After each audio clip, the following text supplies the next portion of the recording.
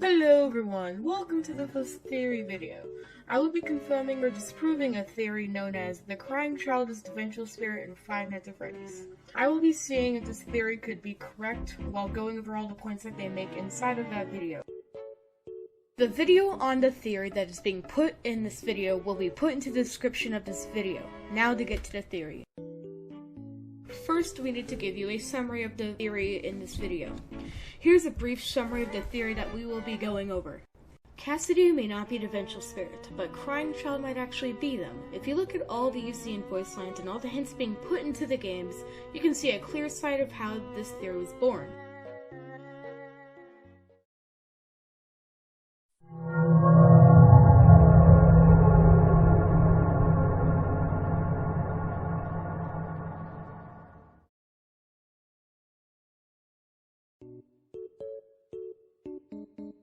Okay, so I see this is a very interesting part. It has some very good statements to prove and explain what their points are.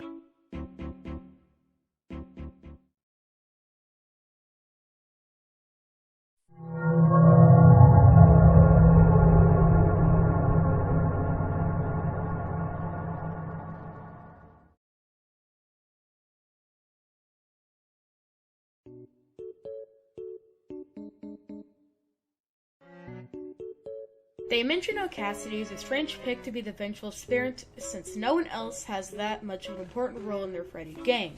This is my favorite part of this, because in this series it is very hard to tell why they would choose Cassidy over any other character. So far I'm seeing this as an absolute win for the theory to be correct.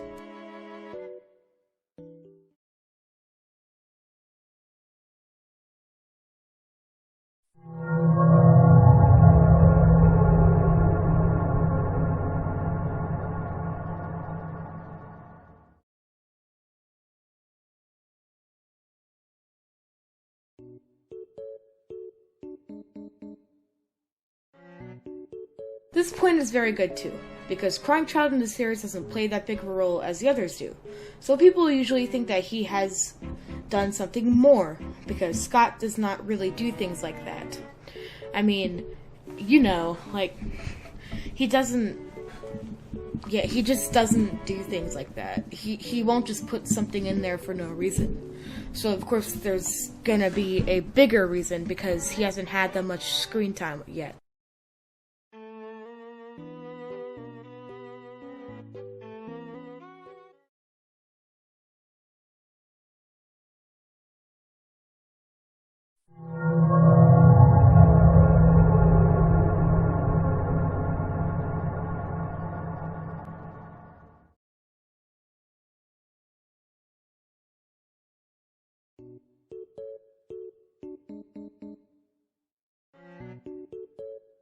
Okay, this is a very good point. We all know Scott does not do coincidences like that in the series, so I see why they would think this, but the problem with this one is that Fredbear looks exactly like Golden Freddy, and Golden Freddy might just be an older version of Fredbear in the first place. So, we never know. We don't have enough evidence to prove for this yet.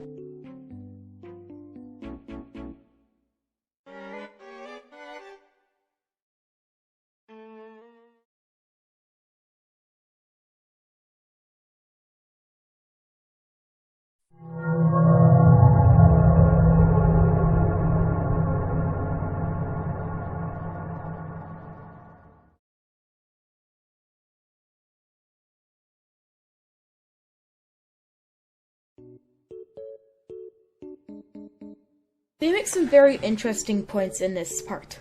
Let me play some UC and voice lines so that you can better understand this part of the theory.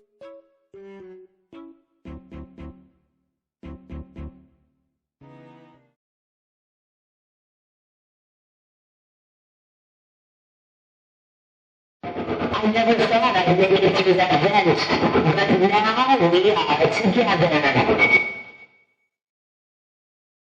Let me show you how to break your face and look like me. I was the first. I have seen everything. Come closer. Let's smile together. I have seen him, the one you shouldn't have killed.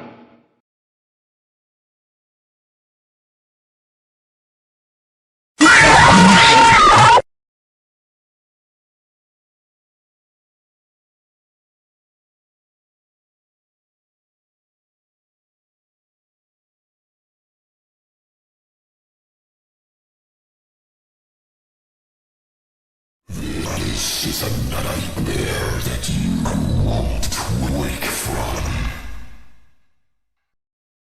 This time, death cannot save you. The nightmare is just beginning. Let's taste death again and again and again.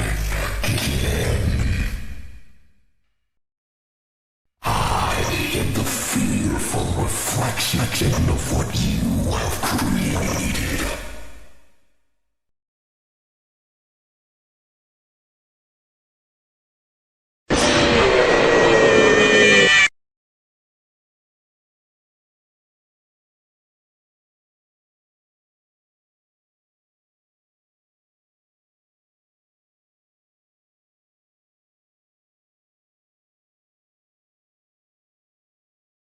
I am remade, but not by you, by the one you should not have killed. No light can save you now. I have always been hiding in your shadow. What a gift to relish, a victim that can't perish. I am given flesh to be your tormentor.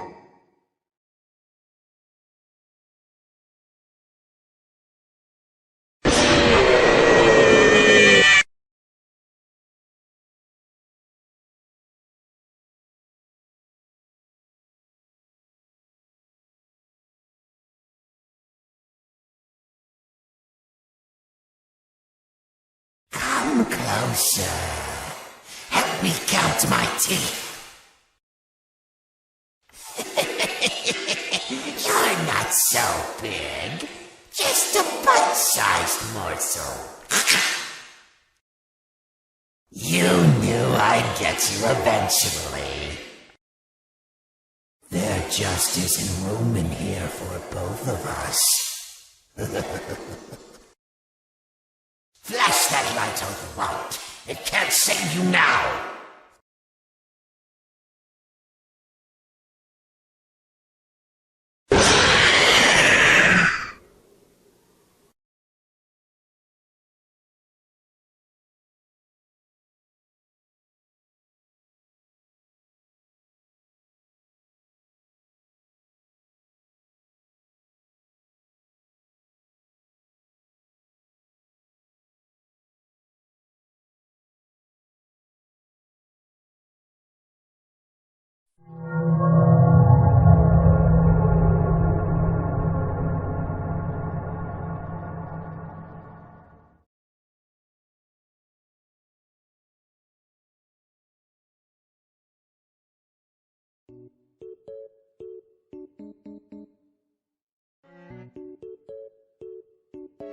According to the voice lines, they're saying that the gendered eventual spirit is actually a boy, because they keep saying stuff like, I have seen him, the one you should not have killed, all the time. So it's this point, it's kind of hard to disprove, so I'm kind of getting off track.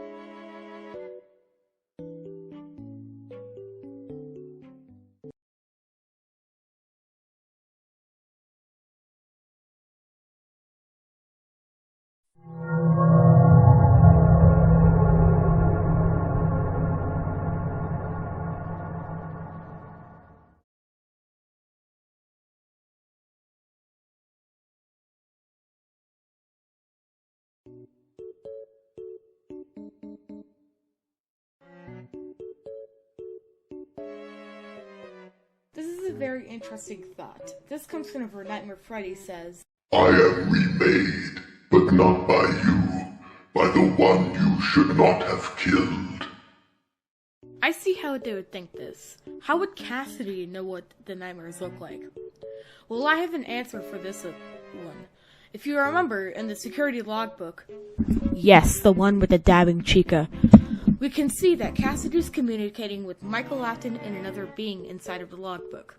If you look through some of the pages, you can see some layered things in the puzzles that represent responses. These responses were confirmed to come from the crying child.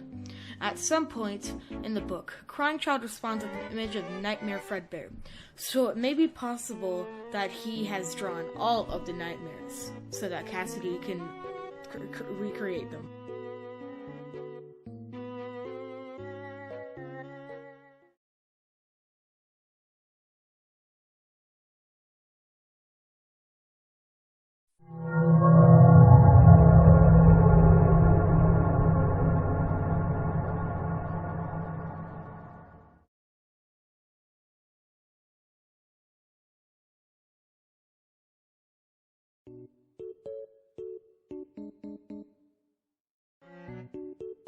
Okay, there is a huge problem with this point. They claim later in the point that the vengeful spirit is saying, this is how it feels, and now you can get to experience it over and over again. The big problem with this one is that Crying Child has no idea of the murders, because Crying Child died around 1983 while murders took place in 1985. So there's no way that the Crying Child could know about the murders in the first place. At this point in time, Cassidy seems to be the only good option at this point because to be the vengeful spirit. Another claim they make is that Crying Child would know because William Afton is the one that made the nightmares to torment Crying Child in the first place. I didn't see much wrong with this part for it to be explained badly or good.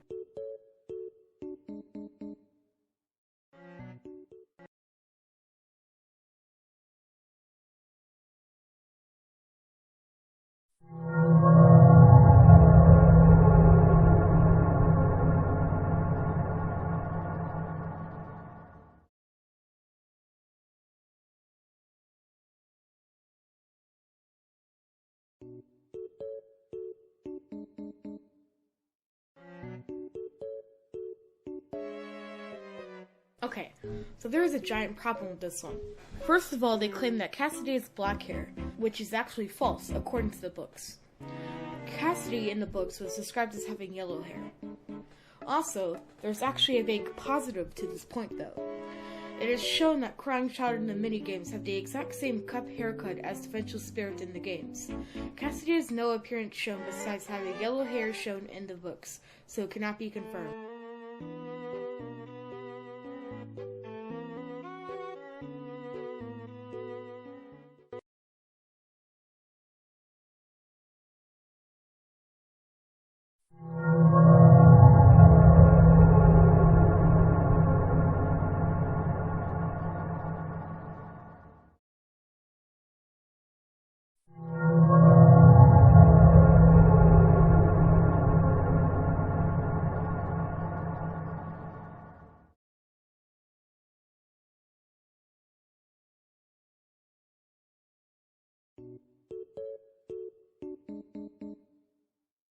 Okay, not to be rude, but this makes no sense, because there is zero evidence of that being true.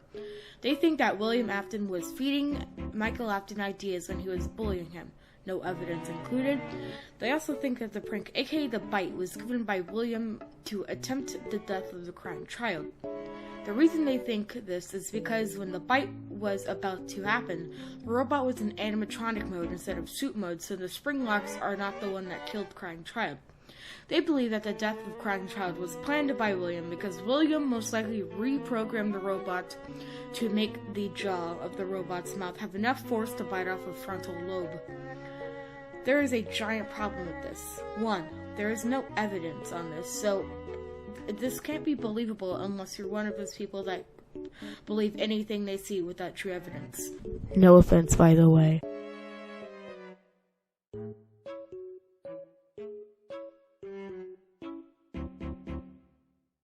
Okay, so all the points are over and I have the final results of the theory. Here it is.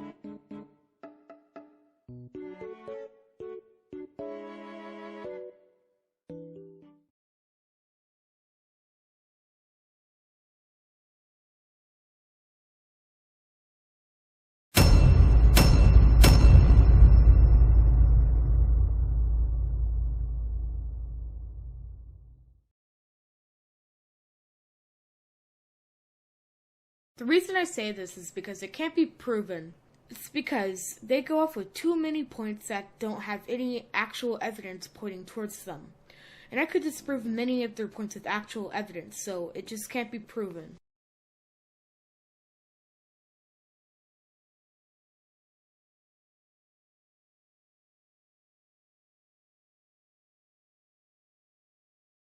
Thank you guys for watching. If you enjoyed this 5 Nights at Freddy's theory, then please subscribe and like, and go give some love to the creator of the theory that was disproven. Also give some love to MatPat Game Theory, because I would not know many of this without him.